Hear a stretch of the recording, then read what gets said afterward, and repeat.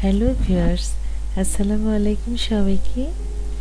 আজ আমি আপনাদের সাথে শেয়ার করব নদীর বাতাসি মাছ রান্না। এই মাছটা কিন্তু অনেক টেস্টি, আর যদি বেগুন দিয়ে রান্না করা যায় তাহলে তো কোনো কথাই নেই। আজ আমি সেই রান্নাটাই করব, বেগুন দিয়ে বাতাসি মাছ। এজন্য আমি নিয়ে নিয়েছি হাফ কেজি পরিমাণ বাতাসি মাছ এবং এভাবে করে কেটে ক্লিন করে নিয়েছি, এবং দুইটা বেগুন এভাবে করে কেটে ধুয়ে নিয়েছি। এই দেখুন, এখন মাছটা রান্না করার জন্য একটা বাটিতে সামান্য কিছু মশলা নিয়ে নিব। হাফ টেবিল চামচ রসুন বাটা, হাফ টেবিল চামচ জিরা বাটা, হাফ টেবিল চামচ ধনিয়ার গুঁড়ো, হাফ টেবিল চামচ শুকনো মরিচ গুঁড়ো, হাফ টেবিল চামচ হলুদ গুঁড়ো। লবণ স্বাদ মতো নেবেন, যার যেমন পছন্দ। এখন এই মশলায় একটু পানি অ্যাড করব এবং একটা চামচ দিয়ে এভাবে করে পেস্ট তৈরি করে নিব। এখন চুলায় একটা কড়াই দিয়ে দিব। কড়াইটি একটু গরম হয়ে আসলে এরকম সাইজের 1 কাপ তেল দিয়ে দিব। আমি মাস্টার্ড অয়েল দিয়ে রান্না করছি। তেলটা গরম হয়ে আসলে 3টা পেঁয়াজ কুচি দিয়ে দিব এবং নেড়ে বাদামি করে ভেজে নেব।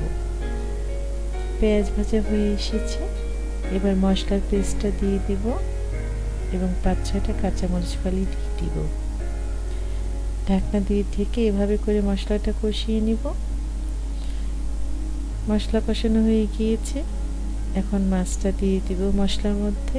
এভাবে করে মশলার সাথে মিশিয়ে দিব এবং ঢাকনা দিয়ে ঢেকে কিছুক্ষণ কষাবো।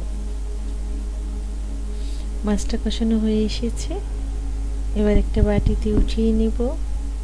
এভাবে করে এই দেখুন, মাছটা এই অবস্থায় উঠিয়ে নিয়েছি। এবার বাকি মশলার মধ্যে বেগুন অ্যাড করব। এভাবে করে নেড়ে ঢাকনা দিয়ে ঢেকে দিব এবং সামান্য পানি অ্যাড করব। এভাবে করে বেগুন কষিয়ে নিব। বেগুন কষানো হয়ে গেছে, এখন এর সাথে মাছটা অ্যাড করব এবং মাছ একটু কষিয়ে নেব এভাবে করে। এখন সামান্য পানি অ্যাড করব, খুব বেশি নয়, যেহেতু মাছ বেগুন দুটোই সিদ্ধ হয়ে গিয়েছে। তাছাড়া আমি রান্নায় সবসময় গরম পানি ইউজ করি, এই জন্য পানিটা একটু কম দিব। রান্না হয়ে এসেছে, এখন মাছের মধ্যে একটু জিরের গুঁড়ো অ্যাড করব। জিরেটা ভেজে গুঁড়ো করে রেখেছিলাম, এভাবে জিরের গুঁড়ো দিয়ে দিব। খুব সুন্দর একটা ফ্লেভার আসছে। হয়ে গেল আমার বেগুন দিয়ে বাতাসি মাছ রান্না। এখন একটা বলে এভাবে করে মাছটা ঢেলে দিব। আমার আজকের রেসিপি যদি ভালো লাগে বাসায় অবশ্যই রান্না করবেন এবং লাইক কমেন্টস করে জানাবেন এবং সাবস্ক্রাইব করে মিনাস কিচেনের সাথেই থাকবেন। সবাই সুস্থ থাকবেন, ভালো থাকবেন। সামনের ভিডিও দেখার আমন্ত্রণ রইল। আজ বিদায় নিচ্ছি। আল্লাহ হাফিজ।